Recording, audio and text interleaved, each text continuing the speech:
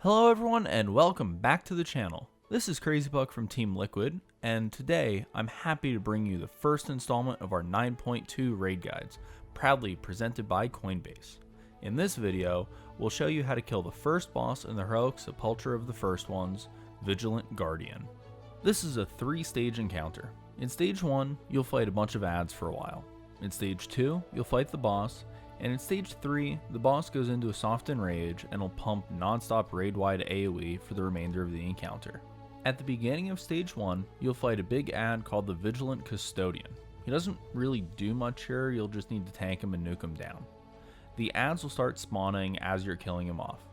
There are 3 primary types of ads in stage 1 you'll need to deal with: prefabricated sentries, point defense drones, and volatile materium. Each type of ad transfers energy when it dies to the closest living ad available. Sentries are the largest and need to be tanked.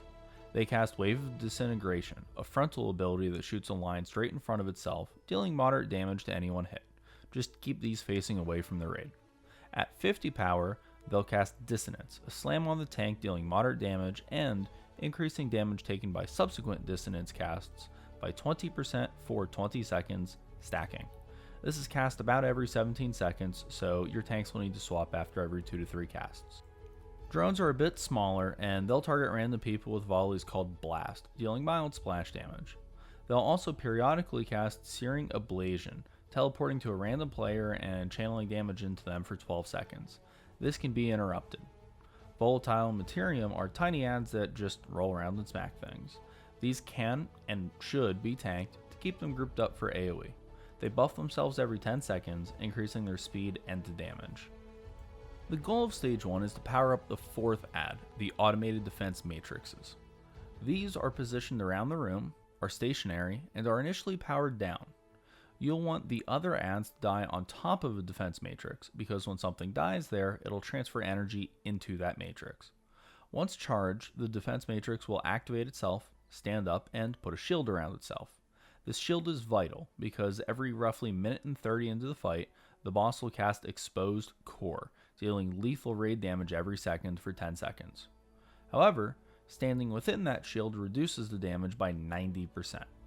Start with the right hand side defense matrix, kill all of the other ads on top of it to charge it up, and then stand in the shield when the boss casts Exposed Core.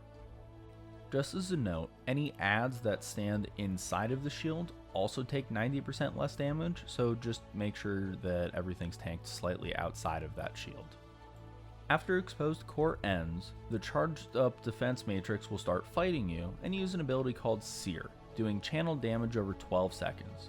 Kill the defense matrix and it'll drop an unstable core.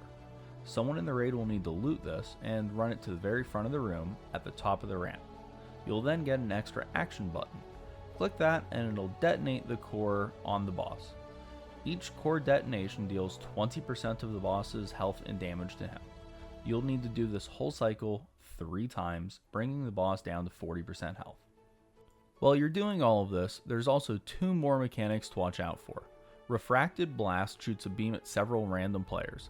Don't stand in the animation, it hurts.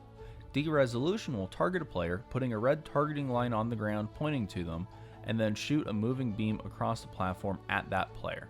The target should move away from the raid so the line shoots away from everyone, and then just simply move once the animation starts so they don't get hit either.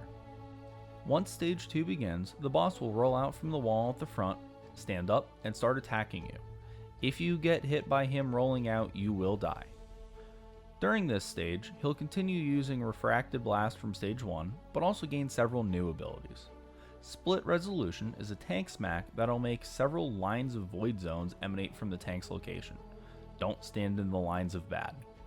Matter Dissolution will put an arrow over several players' heads. Swirlies will then appear, and a large orb will spawn from each swirly.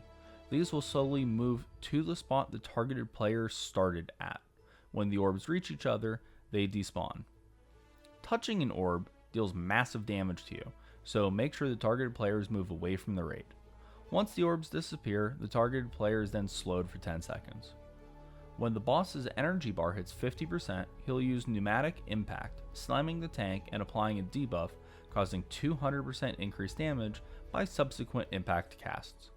Oh, And there's also constant ticking damage this entire stage called Fractured Core, just so the healers don't get bored.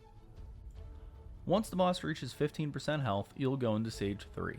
Here, the boss stops using all of his other abilities and will now channel something called Core Overload. This deals ticking damage every 3 seconds for the remainder of the fight, with each tick dealing 30% increased damage, stacking forever. You will need to roll raid cooldowns here to prolong how long you can survive. We recommend using Bloodlust at the very beginning of this stage 3 and blow up the boss before the damage becomes unhealable. If you enjoyed this guide, remember to like it and make sure you're subscribed to the channel to catch all of our previews, guides, kill videos, and more. A big thank you to Coinbase for making guides like these possible. From everyone here at Team Liquid, have a great day, and we'll see you for the next video.